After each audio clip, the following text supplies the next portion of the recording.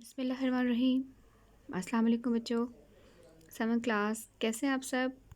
میں آپ کی اردو کی ٹیچر مس نائلہ۔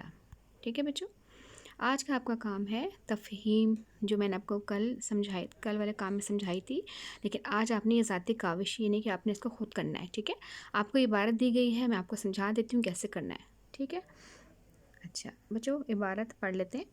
آج سے تقریباً 5.5 سال پہلے موہنجو داڑو کے کھنڈرات وادی سندھ کا شہر تھے۔ یہاں کے لوگ بہت محنتی تھے۔ کھدائی سے ملنے والے یہاں کئی چیزیں کراچی کے عجائب خانے میں رکھی گئی ہیں۔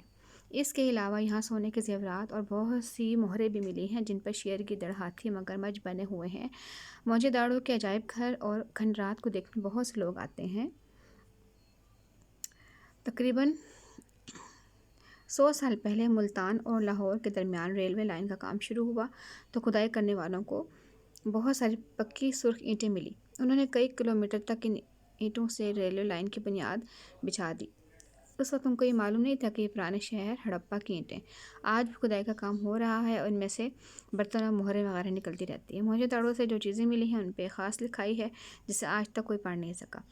ہزاروں سال پہلے رہنے والے لوگوں نے کیا لکھا ہے پتہ نہیں، ہمارے ملک میں زمین کے نیچے ایسے اور کتنے شہر ہوں گے۔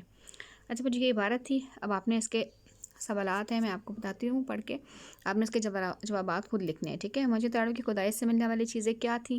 ٹھیک ہے، اب آپ دیکھو عبارت میں یہ آپ کو اس کا جواب مل جائے گا۔ ٹھیک ہے، کیا کیا تھیں؟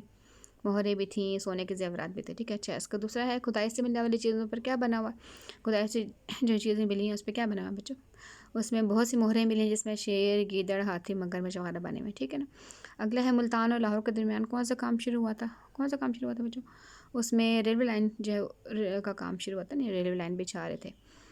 اچھا اس کے بعد ہے کھدائی کرنے والوں کو جو سرخ اینٹیں ملی تھیں وہ کس پرانے شہر کی تھیں؟ وہ ہڑپا شہر کی تھیں۔ ٹھیک ہے، موہنجو داڑو سے ملنے والی چیزوں پر کس قسم کی لکھائی ہے؟